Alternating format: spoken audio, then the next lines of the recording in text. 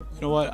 I think it's unfair for me to comment in I guess maybe on behalf of the industry. All I can say is this, the time that we spent with Shedeur, and what he's done throughout his college career is impressive. He's an impressive young man. He's a really good quarterback. Sometimes fit comes into play, and I'd also say this, there are 4 more rounds. Andrew Berry just flipped the Browns depth chart like it was an episode of Survivor. But instead of handing out immunity idols, he tossed Dillon Gabriel a thanks for playing card and shoved Shedeur Sanders straight into the spotlight like the breakout star of Cleveland's wildest soap opera. This wasn't a shuffle. It was a straight-up stunt meant to get everyone talking. Picture cutting the line at Disney World, only this time you're wearing cleats and walking straight past every kid waiting in line. Yeah, that's Shedeur right now. The Browns didn't just make a quarterback choice, they dropped a bombshell that screams chaos, comedy, and pure drama, all rolled into one explosive move. It's Shedeur Sanders, right? I mean, there is just so much content, so much debate, so much vitriol over Shedeur Sanders. They have remained relevant even when they're not winning. And I really ended up liking him as a person as well, and I still do. I think they really looked at it and thought, he's going to be fine here. So it really hasn't been him as much as it has been everything around him. And a lot of it is social media and regular media, but it's really not Shedeur putting himself in the eye of the storm. It's more so just all of the ancillary stuff around him. The team had the safe pick in Dillon Gabriel, steady, experienced, reliable. But Berry said forget safe and went all in on Sanders, the headline-chasing, spotlight-craving, untested wild card. This is the kind of decision that makes sports shows lose their minds and spit their coffee across the studio table. And Cleveland couldn't just make it quiet either. Oh no, they had to serve it up like a season finale cliffhanger. If the Browns were a reality show, this was like kicking off the most loved contestant in week 1 just to see the audience gasp and the ratings skyrocket. What is going on in Cleveland? Let me know what you guys would do. Would you keep Shedeur? In my opinion, from what I've seen, Shedeur's might be the best quarterback they have on the roster. Yes, you have Flacco, and you don't need to start Shedeur right away, but you have a 5th round pick who could end up being a starter, which you're not really going to have to pay all that much. I think that's a win-win for both the team and Shedeur, but hey, that's just me. Let me know down below if you think he should be the starter or if you think he even makes the team. The franchise isn't just playing football anymore. They're scripting entertainment like it's primetime television.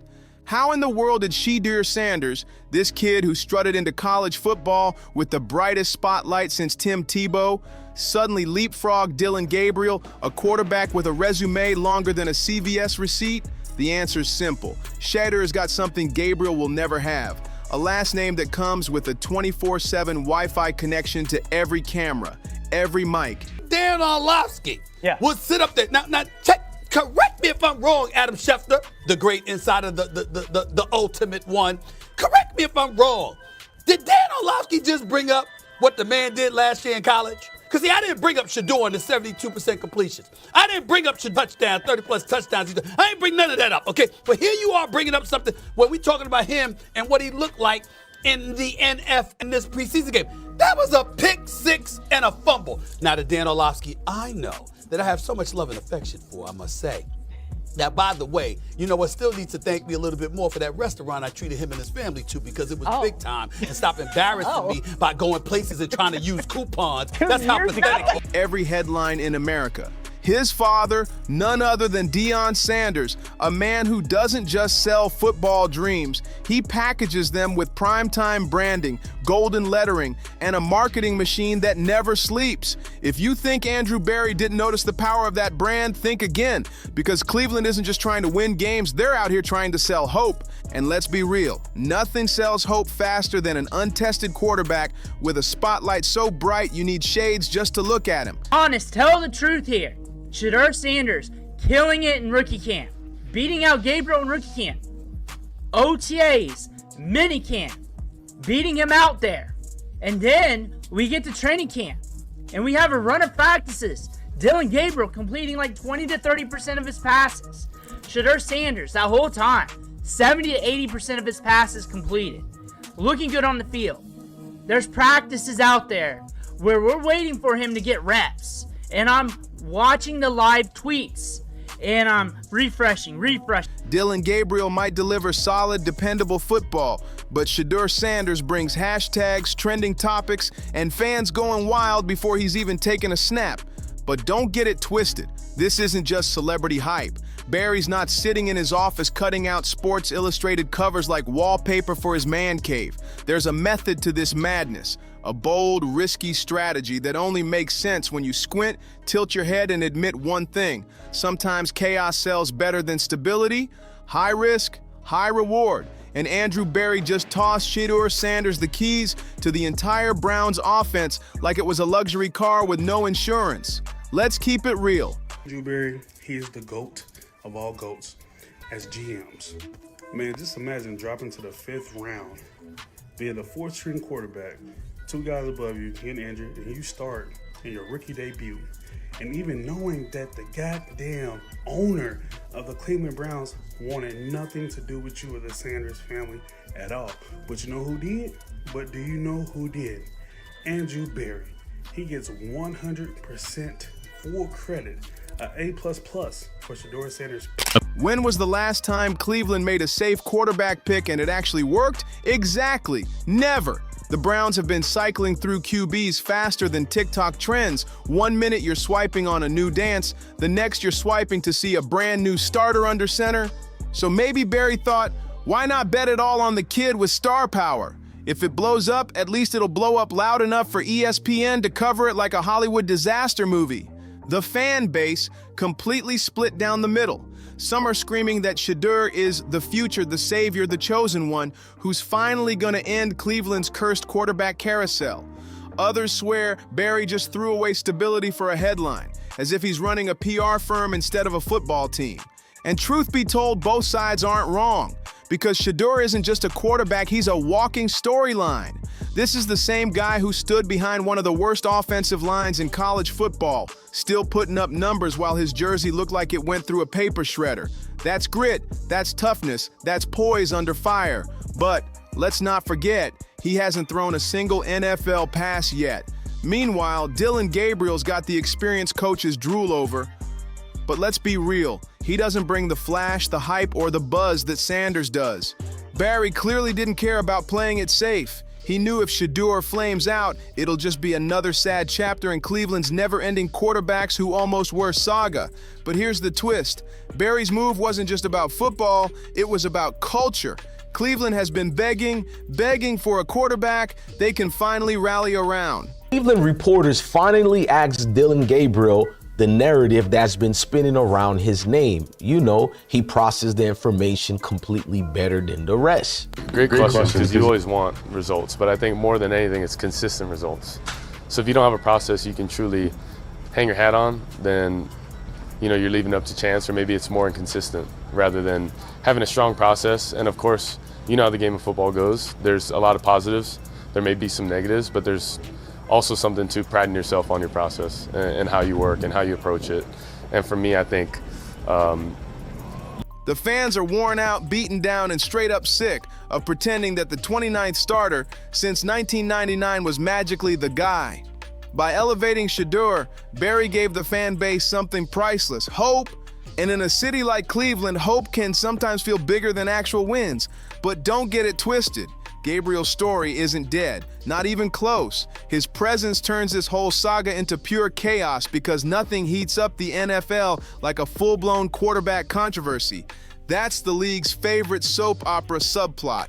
2 talented guys, 1 spotlight, and a fan base ready to riot over every single snap. Gabriel is way too talented to fade into the background, which means every time Shedeur throws an interception or misses a read, the noise will be deafening. Now, the Browns aren't just playing football anymore. I think Shedeur Sanders ever starts a game for the Cleveland Browns. I don't believe he starts a game this year, obviously barring injury, which is the conversation you and I had. And if he doesn't get an opportunity to start a game this year because of injury and show something different than he was able to show this preseason, I don't believe they view him as a franchise builder, a franchise starter. And I'm gonna admit something on TV that you probably shouldn't. I'm rooting for Shedeur Sanders. I wanted to turn the film on and be able to come on First Take, be on Get Up. They're running a reality show, complete with plot twists, rivalries, and fans screaming at their TVs like it's the season finale. Every single throw, every touchdown, every interception, it's all gonna spark debates, memes, and hot takes flying across ESPN like confetti at a New Year's party. And you already know Dillon Sanders will be front row, shades on, smiling like a proud director at a movie premiere, ready to remind the world whose son just became the new face of the Cleveland Browns. And let's not ignore the locker room vibe either. Players know swagger when they see it. They feel that energy. And for the first time in forever, this squad has a storyline that could flip their entire identity. Andrew Berry wasn't just shuffling a depth chart here. He was scripting headlines, injecting energy, and finally trying to smash that cursed cycle of quarterbacks who come and go like bad weather. The owner wanted nothing to do with Shedeur. And when I tell you that the whole world, the community, the black folks, we are so happy, we so thrilled. We want nothing but the best for Shedeur Sanders and Shiloh, 100%. But kudos, respect, and love to Andrew Berry. This is well-deserved. What's your thoughts? But this is still Cleveland, meaning nothing is promised except heartbreak and snowstorms that ruin tailgates. Berry's gamble on Shedeur Sanders could make him look like a genius visionary, or it could send him packing, escorted straight to the unemployment line while fans chant that Dillon Gabriel should have been the guy all along. And honestly, that's the beauty of it. It's bold, it's messy, and it guarantees we're all glued to the chaos. Yet here's the kicker. Despite all the hype, the buzz, and Berry basically planting a giant neon sign in the locker room screaming, "Shedeur time," there are still folks whining that he shouldn't start. But Berry's not entertaining that conservative nonsense. He's not interested in letting Shedeur waste time carrying clipboards and fetching water bottles while Gabriel racks up meaningless snaps. Nah, Berry's throwing him straight into the fire, cameras rolling, because that's where legends or disasters are made. Berry has watched the Browns' rotten quarterback purgatory for 2 decades, and he's officially done with it. The man isn't here for another tired maybe next year experiment. He wants fireworks, he wants energy, and he wants Shedeur Sanders front and center like the main act on opening night. And let's be honest, the idea that Shedeur should quietly wait his turn behind Dillon Gabriel is a joke. How much of this decision was based on where Gabriel was drafted, ahead of Sanders by a few rounds, and as pertains to also their actual performance on the practice field and in games this preseason? I think that Dillon Gabriel's performance on the practice field and in games confirmed the priors for the Cleveland Browns. They valued Dillon Gabriel as a better quarterback prospect than Shedeur Sanders, as evidenced by drafting one in the 3rd round and one in the 5th round, but they still liked Shedeur.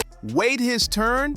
Since when do franchise quarterbacks wait in line like they're picking up a number at the DMV? Nobody told Justin Herbert to wait his turn. Nobody sat Joe Burrow behind some washed-up veteran just to ease him in. And Cleveland, of all places, is supposed to suddenly play it safe? Please, this franchise playing it safe is like a toddler trying to eat soup with a fork. It's messy, it's pointless, and it sure isn't working. The truth is simple. Shedeur needs first-team reps, not practice squad scraps. If holding a clipboard really made you a champion, Ryan Fitzpatrick would have 8 Super Bowls by now. Shedeur's already proved he thrives in absolute chaos. Look back at Colorado. The man played behind an offensive line that looked like it was pieced together off Craigslist and still lit up highlight reels every single week. He was running for his life, dodging defenders like he was on American Ninja Warrior, and somehow still dropping dimes downfield. If he could survive that madness, then stepping into Cleveland's offensive line is basically stepping into luxury seating. Give him a clean pocket, give him real NFL weapons, and watch, this kid is about to look straight up insane. Of course, the skeptics are clinging to Dillon Gabriel like he's some human shield against disaster. Don't get it twisted. Gabriel is good. He's sharp, polished, efficient, the kind of guy who puts together tape that makes scouts nod in quiet approval. But here's the thing, he's not Shedeur. Both, but Dillon Gabriel, in the Cleveland Browns' estimation, performed better over these last few months. And so if football is a meritocracy, the better quarterback winds up ahead. You know, Shedeur Sanders had a very nice showing against the Carolina Panthers in the first preseason game, did not play in the second one, and then really struggled in that third preseason game, so much so that he was yanked before the 2-minute drill in what was sort of a punitive move because of all the negative plays that he accounted for. And so now Shedeur Sanders, we knew that he was going to be on the 53-man roster. Now he's a third-string quarterback, and during the season, third-string quarterbacks don't get that many reps out there on the field. You know where the reps they get? It's with the scout team. So here we are in late August. We're talking about Shedeur Sanders, and I want everyone to just say with a clear mind, say with open hearts, that it is okay that a third-string quarterback is going to be on the scout. He doesn't have that spark, that raw electricity, that vibe that turns a football game into a full-blown event. Gabriel is reliable, but Shedeur, he's box office. And Andrew Berry isn't just building a football team, he's building a spectacle. He wants Cleveland to matter in conversations that don't end with everybody laughing at the punchline. Holding Shedeur back would be flat out absurd, like buying a Ferrari and deciding to leave it in the garage while you cruise around in a trusty Toyota Corolla. Yeah, the Corolla gets you from A to B, but no one's stopping to take pictures of it, and no one's rushing to post it on Instagram. Sure, Shedeur might stumble. He might look like a rookie tossed into the deep end. But so what? Failure isn't new in Cleveland. It's practically a tradition. What matters is the chance, the tiny but dangerous chance, that Sanders isn't just another name buried in Cleveland's quarterback graveyard, but the one who finally rewrites the ending. And Berry, he's not backing down. His defiance against the bench him brigade makes this whole saga even juicier. He's not ignoring critics, he's stomping on their arguments with steel cleats. Shedeur riding the bench behind Gabriel? Not happening, not on his watch. This is Berry planting a flag and screaming, "I didn't bring this kid here to carry a clipboard. I drafted him to carry a city." That's the unspoken message here. And in Cleveland, watched it, I thought he is better than some people are saying coming out of camp, but he's not as good as Shedeur Sanders. To me, nothing of that performance to me said this is the guy who should be stealing first-team reps while Shedeur is fourth. If anything, I got the impression it should have been opposite. Shedeur should be getting first-team reps and Gabriel should be the fourth string. And I'm not saying that he can't play at all, but I thought he didn't look as comfortable in the pocket. I thought his size looked like it could be a problem. Like a couple of his throws, he had to like really get up on tippy toes. Was that sustainable? I also didn't like, once you got off the script is when he kind of got worse, you know, and we saw Shedeur come out, and maybe you could say Shedeur struggled early, or at least like missed a couple throws, but he was up against. That's no small task. This is a city that's been praying for a quarterback savior longer than most fans have even been alive. But here's what the skeptics keep missing. Shedeur doesn't just need the spotlight, he craves it. Some players shrink under the heat of pressure, not Sanders. He feeds on it. The brighter the lights, the louder the noise, the higher the stakes, the more alive he becomes. That's why Berry's gamble is pure genius. You don't build a star by chaining him to the bench with a headset on. You build him by tossing him into the fire and watching him turn the flames into fireworks. The vision of Shedeur running Cleveland's offense isn't just exciting, it's revolutionary. Picture this, Sanders standing in shotgun, the stadium rumbling, the dog pound losing their minds, fans foaming at the mouth, and Shedeur carving up defenses with that effortless swagger that makes even neutral fans lean closer to their TVs just to watch.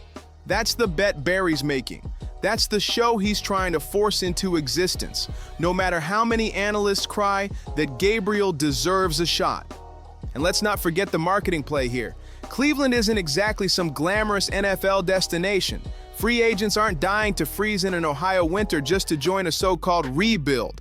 But with Shedeur lighting it up under the lights, suddenly Cleveland doesn't just look like a football team, it looks like a movement. Add Shedeur Sanders to the mix and suddenly, boom, the Browns are actually interesting again. National headlines popping, primetime slots opening, jerseys flying off shelves like wildfire. Andrew Berry knows exactly what he's doing. He's not just putting a quarterback under center, he's putting Cleveland back on the map with a bang.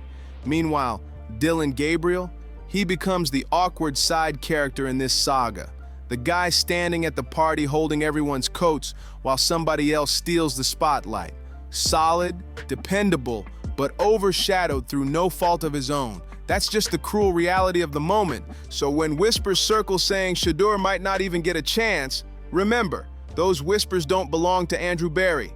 The man's already made his choice loud and clear.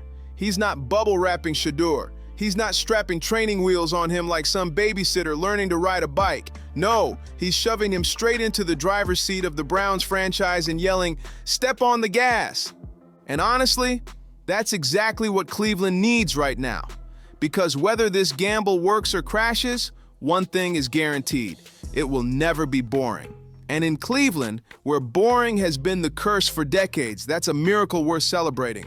So if you're rocking with this madness, smash that like button, hit subscribe, share it with your crew, and I'll catch you on the next one.